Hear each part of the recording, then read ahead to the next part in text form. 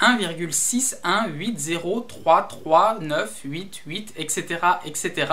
Le nombre d'or, c'est l'un des nombres les plus fameux en mathématiques et on en parle maintenant dans Micmath.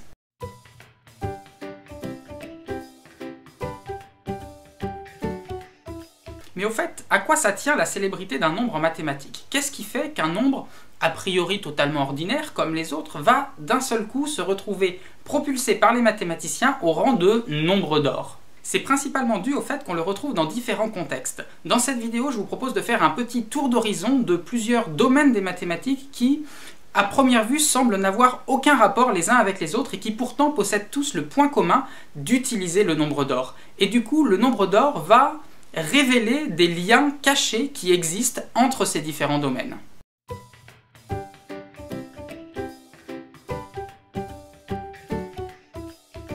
Le nombre d'or, c'est un nombre qui possède l'étonnante propriété suivante: si on le multiplie par lui-même, cela revient à lui ajouter 1. Autrement dit, si on fait 1,618 et des poussières, le nombre d'or donc, multiplié par 1,618 et des poussières, on trouve 2,618 et des poussières. Et ce résultat, il est parfaitement exact. Le nombre d'or, c'est un nombre qui possède une infinité de décimales après la virgule. Ici, je n'ai écrit que les 3 premières, mais on pourrait vérifier les 100 premières, les 1000 premières, autant de décimales que l'on veut, on trouverait toujours exactement les mêmes. Ce genre de propriété en mathématiques, on appelle ça une équation du second degré. Alors je ne vais pas m'attarder sur les détails techniques, ce n'est pas le propos de cette vidéo, mais sachez simplement que ce genre d'équations, on sait parfaitement les résoudre et que par conséquent, il existe une formule exacte qui donne la valeur du nombre d'or. Le nombre d'or est égal à 1 plus racine de 5 divisé par 2.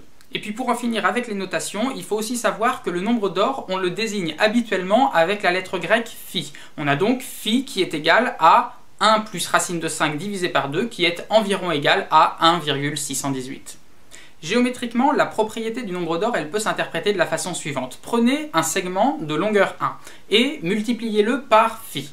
Vous obtenez donc un deuxième segment dont la longueur vaut approximativement 1,618. Puis prenez ce deuxième segment et multipliez-le à son tour par phi. Vous obtenez donc un troisième segment dont la longueur vaut phi fois phi, c'est-à-dire à peu près 2,618.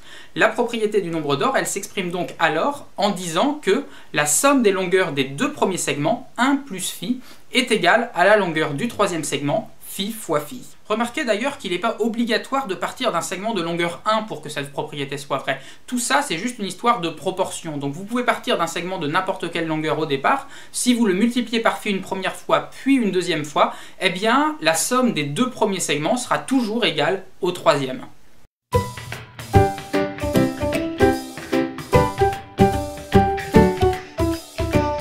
Un rectangle d'or, c'est un rectangle dont la longueur est phi fois plus grande que la largeur. Et ça ressemble à ça. La propriété principale du rectangle d'or est que si on dessine un carré sur une de ses longueurs, eh bien on obtient un rectangle plus grand qui est lui aussi un rectangle d'or. En effet, imaginez que le premier rectangle d'or ait une largeur égale à 1 et une longueur égale à phi. Alors, dans ce cas-là, le grand rectangle a une largeur égale à phi et une longueur qui est égale à 1 plus phi. Or, 1 plus phi, c'est bien égal à phi fois phi, d'après la propriété du nombre d'or. Et puis ce processus, on peut le répéter. Il est possible à nouveau de construire un carré sur la longueur du grand rectangle pour obtenir un rectangle encore plus grand qui est toujours un rectangle d'or. Et puis si ça marche dans un sens, eh bien ça marche aussi dans l'autre sens. Si on reprend notre rectangle de base, on peut lui découper à l'intérieur un carré et on obtient de cette façon un autre rectangle d'or qui lui est plus petit. Et ce processus lui aussi, on peut le répéter à l'infini en reproduisant à chaque fois des rectangles d'or qui sont de plus en plus petits. Et si dans chacun des carrés ainsi obtenus, on dessine un quart de cercle, eh bien on obtient une spirale qui peut se prolonger aussi longtemps qu'on veut, aussi bien dans l'infiniment grand que dans l'infiniment petit. Et cette spirale, on l'appelle la spirale d'or. Le rectangle d'or est considéré comme le rectangle parfait par certains artistes, c'est-à-dire le rectangle qui aurait les formes les plus harmonieuses, et ils utilisent ce rectangle pour peindre leur toile et utilisent les propriétés géométriques et la proportion d'or pour disposer les différents éléments sur leur tableau. Ceci dit, il faut quand même se méfier à ne pas tomber dans un certain travers qui consisterait à se mettre à voir du nombre d'or partout. Dans le monde qui nous entoure, il y a des tas d'objets, des tas de choses qu'on peut mesurer, des tas de rapports qu'on peut faire. Ces rapports peuvent être n'importe quel nombre et donc fatalement, il y a un certain nombre de rapports qu'on mesure dans notre monde qui valent à peu près 1,6, à peu près le nombre d'or. Ceci dit, c'est pas pour autant qu'on peut affirmer que ces objets sont dans le rapport du nombre d'or. Pour pouvoir dire qu'il y a un rapport du nombre d'or, eh bien, il faut qu'il y ait un sens derrière tout ça. Il faut que l'on puisse dire que pour une certaine raison, à cause d'une certaine structure géométrique, d'une certaine structure logique, eh bien, ça respecte la propriété du nombre d'or qui est que le nombre d'or multiplié par lui-même est égal à lui-même plus 1. Autrement dit, il ne suffit pas d'avoir un tableau dont la longueur est environ 1,6 fois plus grande que la largeur pour pouvoir affirmer qu'il s'agit du nombre d'or. Pour pouvoir dire ça, eh bien, il faut avoir un témoignage de la volonté d'utiliser le nombre d'or de la part de l'artiste qui l'a peint. C'est pas maintenant. Quoi? On avait dit à la fin de la vidéo C'est parce que t'as dit lapin. Non, j'ai pas dit lapin. T'as dit lapin. Non, j'ai pas vraiment dit lapin. Si t'as dit lapin. 2 secondes.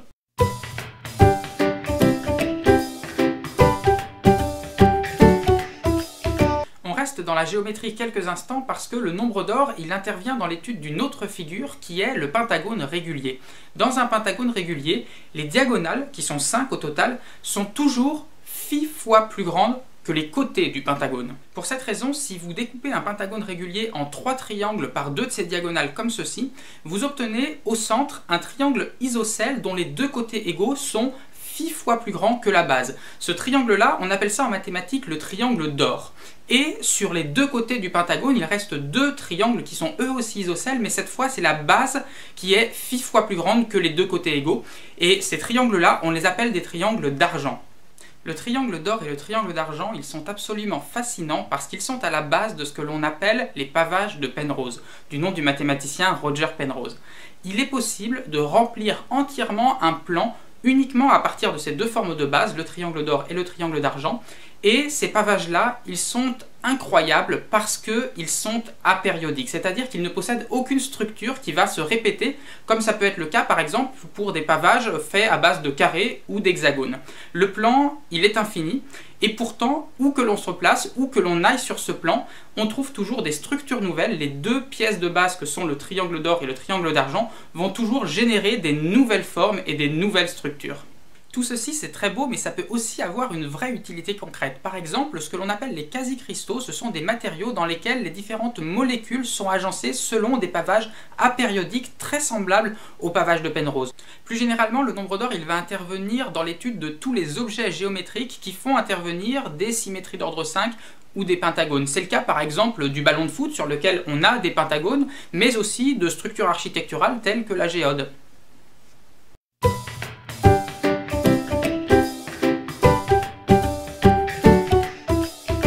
Leonardo Fibonacci, c'est un mathématicien italien du XIIIe siècle après Jésus-Christ et qui est principalement connu pour une œuvre, le Liber Abaci, qui signifie le livre du calcul en latin. Latin, j'ai dit latin. C'est dans ce livre qu'il va introduire l'une des plus célèbres suites des mathématiques qui porte aujourd'hui son nom, la suite de Fibonacci.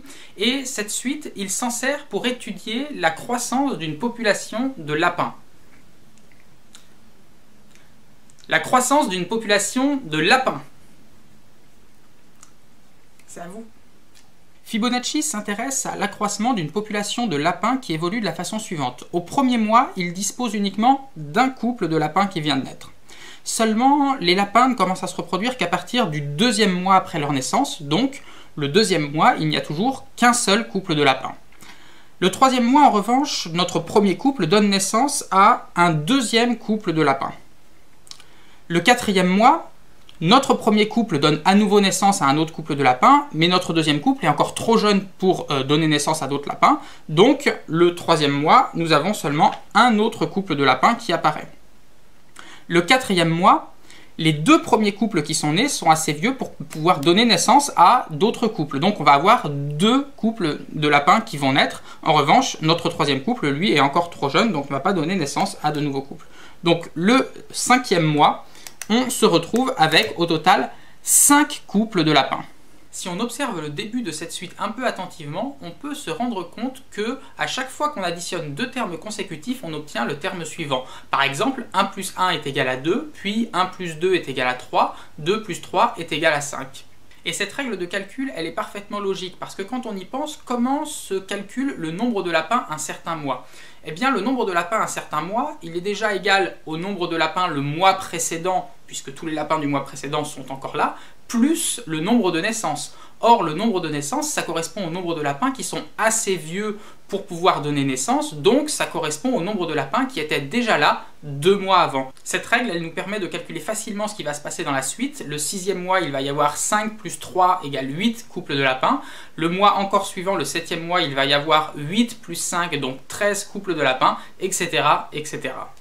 Mais alors, quel rapport entre le nombre d'or dont on parle depuis tout à l'heure et cette suite de Fibonacci? Eh bien, figurez-vous que la suite de Fibonacci, elle permet de trouver de très bonnes approximations du nombre d'or. Si vous faites le rapport de 2 nombres consécutifs dans cette suite de Fibonacci, eh bien, vous trouvez un nombre qui est proche du nombre d'or. Par exemple, 13 divisé par 8, ça donne 1,625, qui n'est pas très loin de 1,618. Et plus vous allez loin dans la suite de Fibonacci, plus la précision va être bonne. Pour comprendre ça, il va nous falloir faire appel au rectangle d'or que nous avons vu au début. Imaginez que l'on parte d'un petit carré de taille 1 x 1. Pourquoi 1 x 1? Parce que 1 et 1, ce sont les 2 premiers termes de la suite de Fibonacci. Puis, à ce petit carré, on va lui adjoindre un autre petit carré sur le côté qui fait de lui un rectangle, cette fois de taille 1 x 2. 1 et 2, vous remarquez que ce sont aussi 2 nombres consécutifs de la suite de Fibonacci. Et puis on continue le processus. On rajoute ensuite un autre carré sur la longueur de ce rectangle-là, et on obtient un rectangle de taille 2 x 3, qui lui aussi a des longueurs qui sont 2 nombres consécutifs dans la suite de Fibonacci. Puis on obtient un autre rectangle qui a une taille de 3 x 5, puis 5 x 8, etc., etc.